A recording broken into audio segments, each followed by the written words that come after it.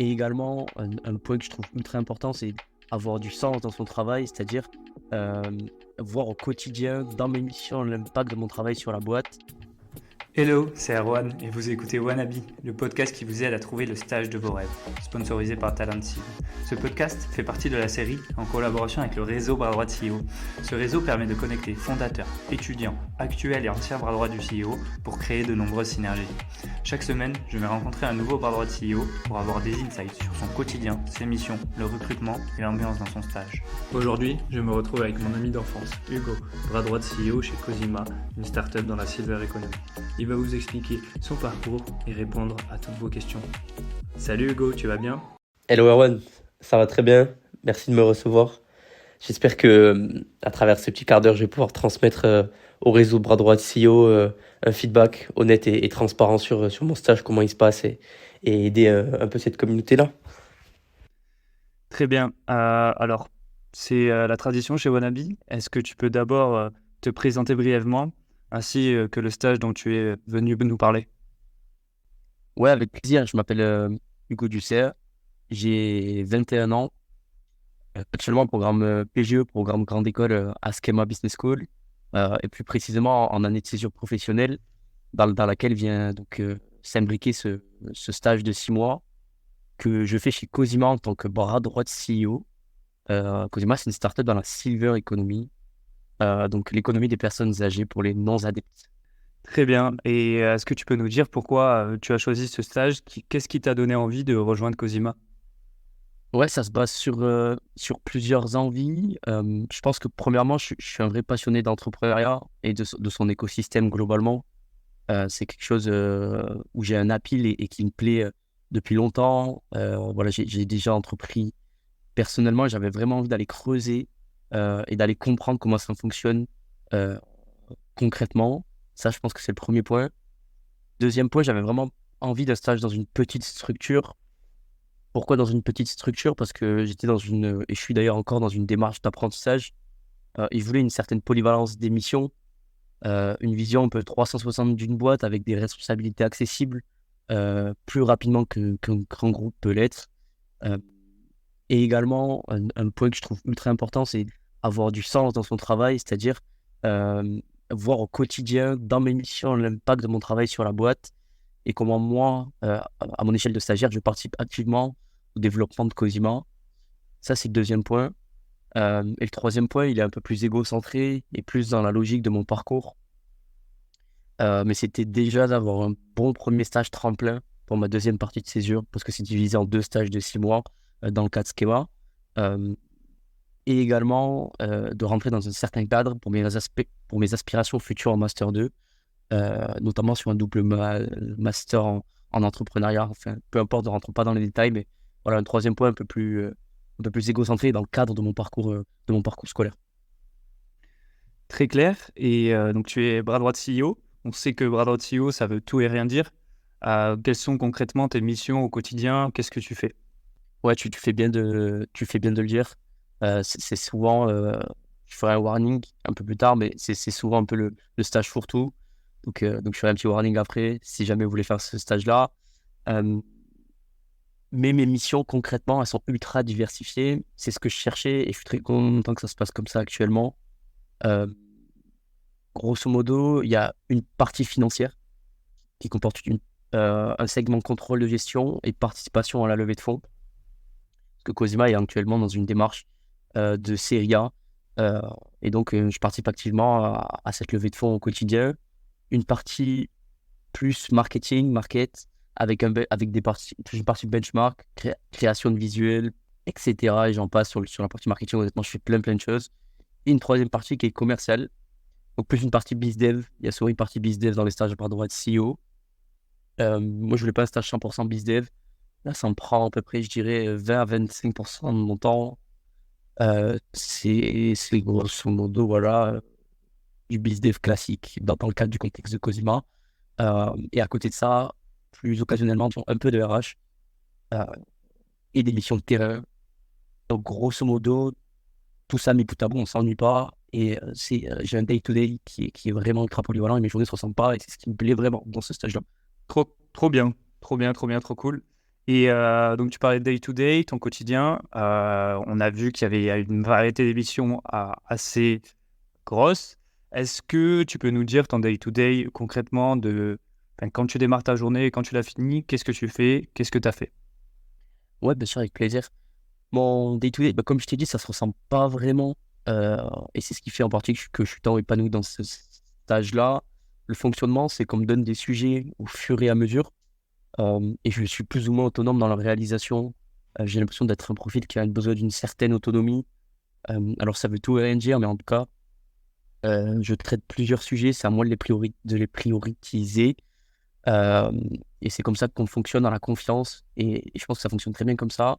Sur les horaires, pour donner à peu près un ordre d'idée, je fais du 9h-18h. Entre 9h et 9h30, je pense qu'il y a toujours une flexibilité sur les horaires, notamment en région parisienne. Voilà, les galères de transport en fonction. Pareil sur le soir, que ça soit 17h30, ça peut être 17h30, des fois 19h, ça dépend des journées. On est en start-up, donc honnêtement, il n'y a pas un cadre horaire ultra précis. Cette politique-là, elle se répercute également le midi. Euh, Il n'y a pas de réel break, pour être honnête. C'est aussi une difficulté à savoir. Après, c'est dans le cas de Cosima. C'est pas, je pense pas que ce soit généralisé, mais on mange un peu toujours entre deux choses. La pause midi pèse à peu près entre 30 et 45 minutes, mais sans coupure nette, où on se dit, voilà, on pose tout et on travaille en open space, on mange ensemble. Euh, et donc voilà, ça s'organise comme ça. Sur l'open space, c'est pas toujours évident. J'ai appris ça aussi, de se mettre dans le flow, notamment dans ce genre de petites entreprises où notre curiosité peut devenir un défaut et on est toujours un peu concerné par tous les sujets et intéressé par tous les sujets. Ce qui fait qu'on se retrouve vite à donner son avis, à être toujours en débat avec les collègues sur ce qu'on devrait faire ou pas faire, et toujours tendre l'oreille et au final avancer avec une productivité qui est plus lente. Donc voilà, investissez dans un bon casque audio pour faire bravo. Je suis totalement d'accord avec toi. Et tu nous parles un peu de ton équipe. Est-ce que tu peux nous la présenter? Comment est l'ambiance dans ton stage? J'imagine que tu te plais d'après ce que je nous dis, mais est-ce que tu peux nous décrire cette ambiance-là? Ouais, l'ambiance, elle est top et c'est aussi ce que je vais chercher. Moi, l'équipe est pas particulièrement jeune par rapport à certaines startups. J'ai avec l'âge moyen, on doit être autour de 35-40 ans, ce qui pour une startup pas ultra jeune. En même temps, on travaille dans la silver economy, donc tout ça s'explique. Mais pour autant, le, l'ambiance au bureau, tout le monde est ultra bienveillant. On m'a très bien onboardé. Les trois personnes avec qui je travaille le plus souvent sont Antoine Prigent, qui est un des deux cofondateurs, avec qui je suis notamment en étroite collaboration sur la partie financière.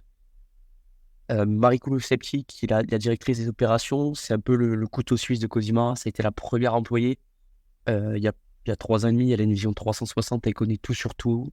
Elle est capable de me répondre à toutes mes questions. Et elle est là au quotidien pour m'accompagner tout simplement, quelle que soit la remarque. C'est assez incroyable la vision 360 qu'elle a de la boîte.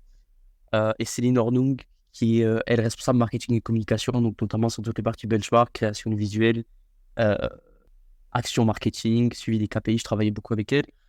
Voilà, je tourne entre ces trois personnes-là la majorité du temps. Après, évidemment, sur des missions plus anecdotiques. Euh, Certaines autres personnes de Cosima me donnent des missions. Pour donner un ordre d'idée, aujourd'hui, c'est une boîte où on est une dizaine. Ok, très bien.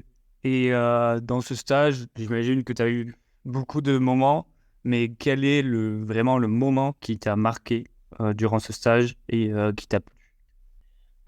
Plus qu'un moment, je pense que je vais parler d'une mission, parce que comme ça, je n'aurai pas de moment ultra marquant. Je pense que c'est quelque chose qui s'étale dans la durée, mais sur une mission, j'ai vraiment participé à la levée de fonds. Les insides de comment ça se passe, c'est des choses auxquelles j'avais vraiment pas accès. Voilà, participer à une série A, être en contact avec des fonds d'investissement, comprendre le fonctionnement, parler à des VC, euh, même si évidemment en tant que stagiaire et bureau CEO, j'étais pas acteur majeur de cette levée de fonds et loin de là. Et je pense que c'est normal, mais en tout cas d'avoir la chance de participer, de pouvoir poser des questions, d'être actif et de faire tout un travail en amont des réunions et d'y participer tout simplement. Je dirais que ouais, c'est la mission qui m'a le plus épanoui et qui me servira, euh, j'espère, beaucoup en termes de compréhension sur mes futures aventures entrepreneuriales, notamment du système, qui est quand même un système un peu particulier quand on ne le connaît pas. Trop bien. Je suis totalement d'accord avec toi. Et concernant le stage dans sa globalité, est-ce que tu le trouves conforme avec ce que tu attendais? Ils ont été transparents au niveau des missions. Est-ce que c'est vraiment ce qui était annoncé dans l'annonce ou c'est pas ça? Ouais, en l'occurrence, alors je sais pas si c'est le bon exemple parce que moi tout se passe bien, mais en l'occurrence, ils ont été super transparents. Quand je disais plutôt dans le petit échange, le warning, je pense que c'est le moment de le dire. Euh, le poste bras droit de CEO, ça peut être un moyen de cacher des postes comme BizDev notamment la majorité du temps. Euh, Où en fait, voilà, c'est sûr que bras droit de CEO sur le CV, ça fait plus sexy que BizDev et c'est un moyen d'attirer du profil. Et il y a notamment beaucoup de startups qui tentent cette stratégie-là, donc faites attention. Ça ne veut pas dire que c'est le cas de tous les postes bras droit de CEO, là j'en suis la preuve et, et j'ai d'autres exemples autour de moi où ça se passe également très bien, mais faites attention dans vos démarches. Soyez décomplexés vis-à-vis de poser des questions sur les missions d'entretien, si je peux donner un conseil. Vraiment aller creuser euh, ce qu'on va vous faire faire et à quel point ça match avec ce que vous avez envie de faire. Le but, c'est pas de pouvoir faire du RH alors que vous voulez faire du contrôle de gestion, c'est n'importe quoi, mais voilà, renseignez-vous. Et le meilleur conseil que je puisse vous donner, c'est vraiment s'il y a eu un prédécesseur avant vous, appelez-le, faites l'effort de prendre contact avec lui. Il n'y a pas mieux que écouter quelqu'un qui vient de passer 6 mois dans l'entreprise. Il n'y a pas mieux comme personne pour vous parler de ce qu'il a fait que la personne concernée. Donc, la meilleure solution pour savoir vraiment si vous allez faire un bon stage et que ça correspond à ce que vous avez envie de faire, je pense que c'est ça. Et que plus particulièrement dans le poste bras droit de CEO, c'est ultra important de faire cette démarche-là et pas perdre 6 mois maintenant. Je suis d'accord avec toi. On est vraiment encore en phase sur ce sujet-là.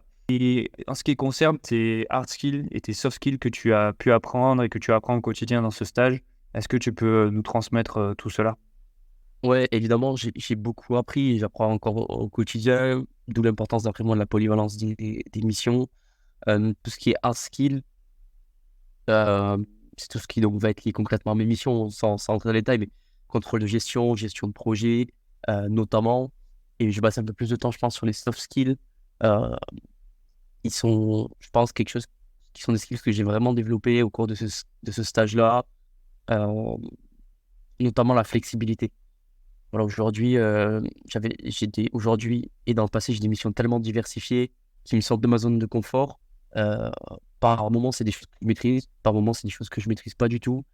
On n'a pas toujours le temps de me former ou on n'a pas toujours le temps de me donner toutes les clés. C'est aussi à moi d'avoir une certaine autonomie, d'être flexible et d'être capable d'apprendre. Moi, c'est un schéma que je trouve passionnant et qui me correspond très bien. Et je pense que c'est un schéma que, comment dire ça? C'est un profil qu'il faut avoir pour faire ce type de poste-là. À côté de ça, gestion du temps. Je me suis retrouvé quelques fois, j'avoue, en difficulté sur le début de mon stage parce que voilà, il y a aussi le fait que quand tu montres que, toute modestie gardée, mais que tu es en capacité d'accomplir des missions et de les accomplir bien euh, et qu'on te fait confiance, ça peut vite s'accélérer et notamment dans la priorisation des tâches. Des fois, il faut pas se manquer. Donc, ouais, gestion du temps, ça, je me suis mis en place des méthodes pour pas perdre trop de temps, notamment euh, sur des réunions où je pouvais pas passer trop de temps euh, avec, avec certains collègues sur des onboarding ou des choses comme ça, euh, parce que si en fait, on se met pas de limite, on passe du temps à papoter pour rien, et qu'après, ça nous met en retard, mais je pense que c'est le cas de tout le monde, c'est pas comme mon cas à moi. Euh, et un dernier soft skill, je dirais résolution de problèmes. En startup, je pense qu'on est tous dans la boîte confrontés à des problèmes. Alors ça, c'est plus à l'échelle à l'échelle commune que personnelle, enfin même, enfin les deux, mais voilà, une startup, ça a des problèmes quotidiens. Ça peut être financier, des choses qu'on n'avait pas anticipées, des législations, toutes ces choses-là qui font qu'à 6 mois, on ne sera pas forcément où la boîte sera. On fait le maximum pour que ça se passe bien, mais il y a tout un X qu'on ne maîtrise pas. Et donc, on est en permanence dans la résolution de problèmes, l'équipe et moi. Très bien. Beaucoup d'insights, beaucoup de soft skills, c'est super pour toi et pour ton stage et pour Cosima également.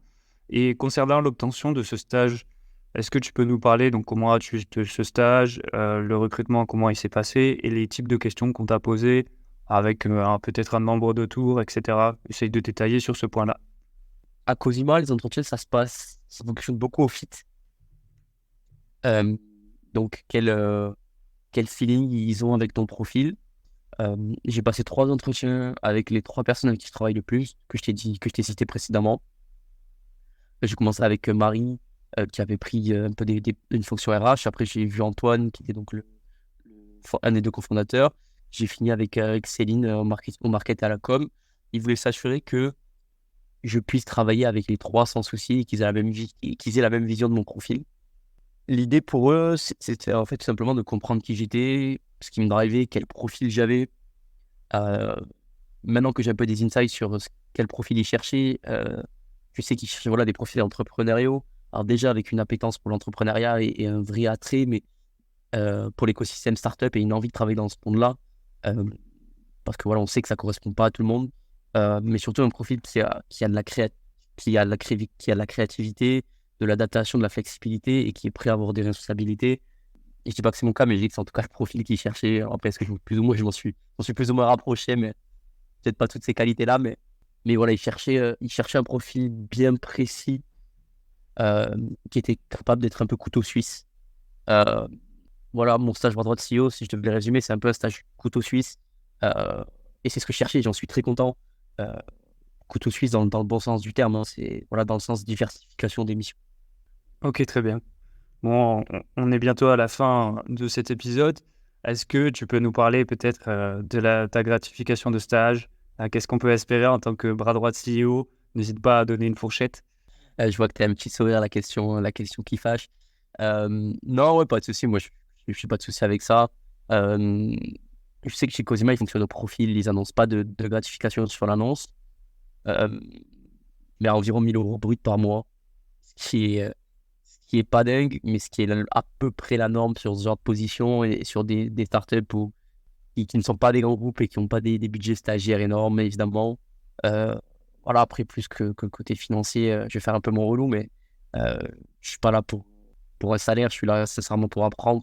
Euh, et donc, pour 1005 ou pour 750, j'y serais allé aussi. Je pense pas qu'il faut être dans une démarche, dans un stage de césure de gratification. Finalement, quels sont tes conseils pour quelqu'un qui cherche un stage de bras droit de CEO? Qu'est-ce qu'il peut faire pour obtenir un stage comme celui que tu as? D'après moi, il faut avoir un profil qui ait fait des choses en amont.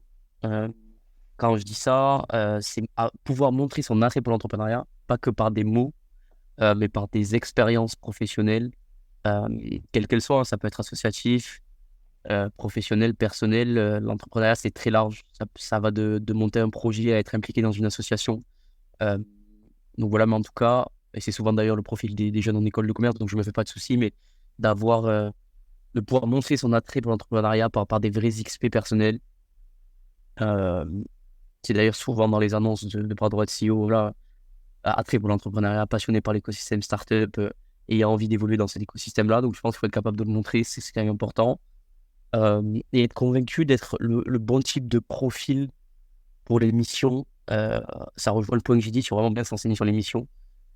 De stage à l'autre, ça peut vraiment être varié. Donc il faut être convaincu d'être en phase avec ça. Et je pense aimer travailler en équipe. Si vous avez un profil, voilà, je pense que le profil solitaire, très très financier, ou enfin c'est l'écosystème startup, je pense pas que ça soit le meilleur endroit où bosser ou en tout cas où s'épanouir. Également, je pense qu'il faut aimer le challenge et aimer être sorti de sa zone de confort, pas avoir peur des heures aussi, je dirais. Je suis pas à 70 heures semaine, je suis pas à 35 non plus. Euh, voilà, il y a des semaines plus ou moins chargées, mais voilà, on bosse en startup, donc ça a des avantages, ça a aussi des inconvénients. C'est que c'est évidemment moins cadré que ce que peut l'être un très grand groupe, par exemple. Super. Merci beaucoup, Hugo, d'avoir répondu à toutes ces questions. Franchement, c'était super détaillé. Je pense que les gens peuvent se projeter dans un stage similaire de bras droit de CEO. Et si on a des questions, où est-ce que les auditeurs peuvent te contacter? Ils peuvent me contacter sur LinkedIn, je pense que c'est le plus simple. Avec plaisir, sincèrement, n'hésitez pas. Je crois qu'on a tous été déjà dans la position de celui qui pose des questions et qui a besoin d'infos.